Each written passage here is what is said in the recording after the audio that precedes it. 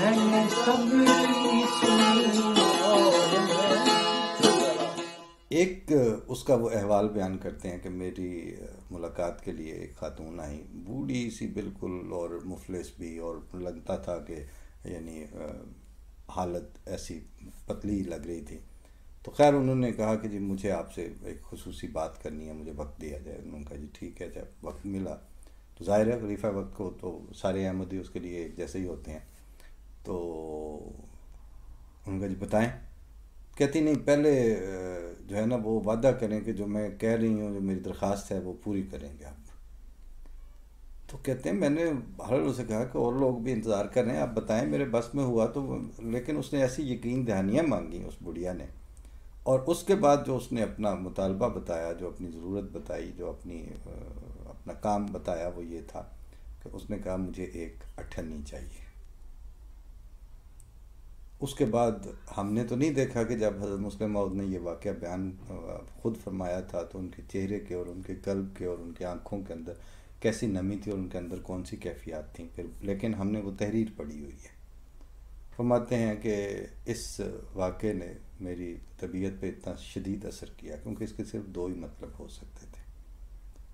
ایک یہ کہ اس بڑھیا کا جو اقتصادی اور مالی امور میں جو اب اس کی جو تصور تھا، جو اس کا خیال تھا، وہ یہ تھا کہ وہ اتنی غربت کی پسی ہوئی تھی کہ وہ یہ سمجھ رہی تھی کہ شاید اس بندے کے پاس بھی اٹھنی نہ ہو مجھے دینے کے لیے.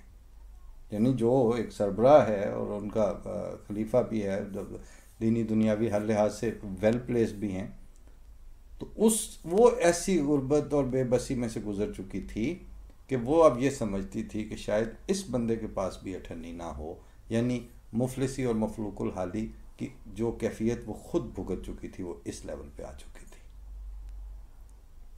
دوسرا فرماتے ہیں دوسرا اس کا مطلب یہ نکل سکتا تھا کہ ضرورت پڑنے پر اس کی ضرورت پوری کرتے وقت کسی نے بھی اس کی کبھی ضرورت اس طرح نہیں پوری کی تھی، اور اتنی وہ مایوس تھی اپنے فیلو ہیومن بینگ سے کہ وہ یہ سمجھتی تھی کہ میری ضرورت میں تو کوئی کام آئے گا ہی نہیں.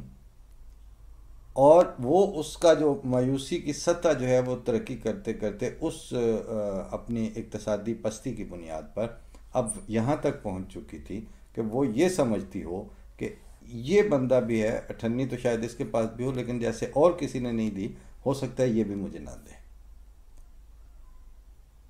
تو حضور نے فرمایا کہ یہ دونوں مطالب جو تھے وہ اتنے خوفناک ہیں انسانی قدروں کے لیے اور انسانی معاشرت کے لیے. اگر انسانوں کی جو فیلو بینگز کے اوپر اعتماد ہے یا ان کے ساتھ جو مان ہے وہ اس حد تک شکست ہو چکا ہو ان کی اقتصادی بدحالی کی بنیاد پر، تو یہ بھی بہت خطرناک بات ہے. اور اگر ان کا تصور معیشت اس حد تک پست ہو چکا ہو تو یہ اس سے بھی زیادہ خطرناک ہے. یعنی اس واقعے کے جو واقعہ بہت چھوٹا تھا، یعنی کوئی عام دنیا دار ہوتا تو شاید اس سے یہ واقعہ گزرتا اور وہ گزر جاتا. لیکن یہ نہ صرف انہوں نے ڈاکومنٹ کیا بلکہ اپنی جو ان کی مایہ ناز تقریر تھی جس کے اوپر جو پنجاب یونیورسٹی میں ہوئی اور بہت سے لوگ اس میں اس وقت کے مشاہیر موجود تھے، اور آج تک بلکہ مجھے تو بعد میں بتایا کہ ایک ہمارے سینئر پروفیسر ہیں کہ جس وقت ضیاء الحق کے دور میں بھی انہیں ایک دفعہ ضرورت پڑی بینکنگ سسٹم اور اسلامی، ظاہر وہ چیزوں کو اسلامائز کر رہے تھے، تو اسلامی ماخذ کے حوالے سے اقتصادی نظام کے اوپر معین، برمحل، گہری اور پروفیشنلی ساؤنڈ گفتگو اس سے پہلے سوائے اس تقریر کے جو پنجاب یونیورسٹی میں ہوئی تھی اور وہ کتابی شکل میں چھپی ہوئی موجود تھی، وہ ضیاء الحق کی اس وقت کے جو کرتے دھرتے تھے ان کو بھی کہیں سے دستیاب نہ ہو سکی، اور اسی سے انہوں نے اس وقت فائدہ اٹھایا. اس کی ڈیٹیلز پروفیسر بشیر طاہر ہیں، اللہ تعالیٰ انہیں زندگی دے اور خیریت سے رکھے. جس کو زیادہ دلچسپی ہو وہ ان سے رابطہ کر کے اسلام آباد میں پوچھ سکتا ہے کہ وہ اس وقت ڈیٹیلز میں کس کس لیول کے لوگ تھے جن کے پاس معین ماخذ معین پیڈسٹل ہی نہیں تھے جس پہ بنیاد رکھ کے وہ اسلام کے اقتصادی نظام کے اوپر بات کر سکیں، اور وہ اب تک اکیلی ہے وہ تقریر۔ یہ چیز مجھے کیوں یاد آئی، یہ سارا واقعہ جو ہے اس باز آفرینی کے پیچھے سلسلہ کیا تھا کہ یہ جو اس وقت ہمارے پاس تماشا لگا ہوا ہے اس کے دو آسپیکٹ کافی قابل غور ہیں۔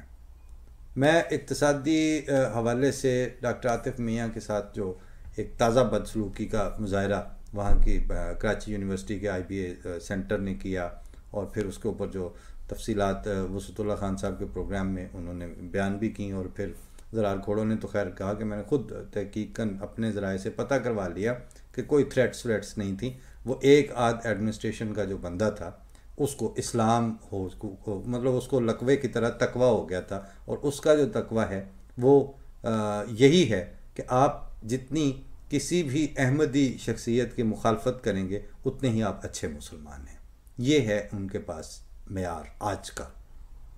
یہ اس سے پہلے ایک دفعہ ہم نے ویسے کسی بندے کے منہ سے یہ جملہ سنا تو ہم نے کہا شاید انہوں نے پھپتی کسی ہے، لیکن F8 میں ہمارے ایک دوست تھے، ان کا کالج بھی تھا اور ایک اچھا سیٹ اپ تھا، اور نائجیریا سے وہ ریٹائرڈ پروووسٹ ہو کے واپس گئے ہوئے تھے۔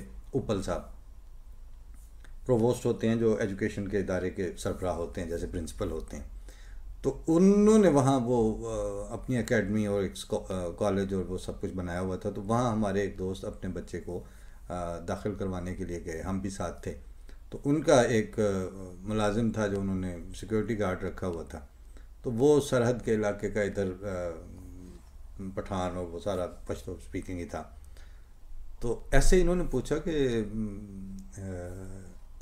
یہ آپ کا گارڈ جو ہے وہ یہ کہاں سے ہے؟ ان کا جی سرحد کا ہے۔ اچھا، تو کیسا بندہ ہے؟ کہتے ہیں بڑا اچھا مسلمان ہے۔ کہتے ہیں اچھا، تو آپ نے اس کو اپنی سیکورٹی کے لیے رکھا ہوا ہے؟ کہتے ہیں سب سے پہلے تو اسی سے آپ کو تھریٹ ہے۔ تو وہ اوپل صاحب کہتے ہیں یہ کیسے ہوا؟ مطلب آپ کی بات کا میں مطلب نہیں سمجھا۔ انہوں نے کہا کہ اس وقت اچھے مسلمان کی ڈیفینیشن ہی یہ ہے کہ وہ احمدی کو قتل کرنے کے وقت دوسری دفعہ نہ سوچتا ہو، اس کو احمدیوں کے قتل عام کے لیے بلکہ وہ احمدی کا خون مباح سمجھتا ہے، جائز سمجھتا ہے، اور جو جتنا مخلص ہوگا وہ اتنا جلدی آپ پہ حملہ کرے گا۔ تو انہوں بدلو، انہیں تو انہوں مارنا ہے۔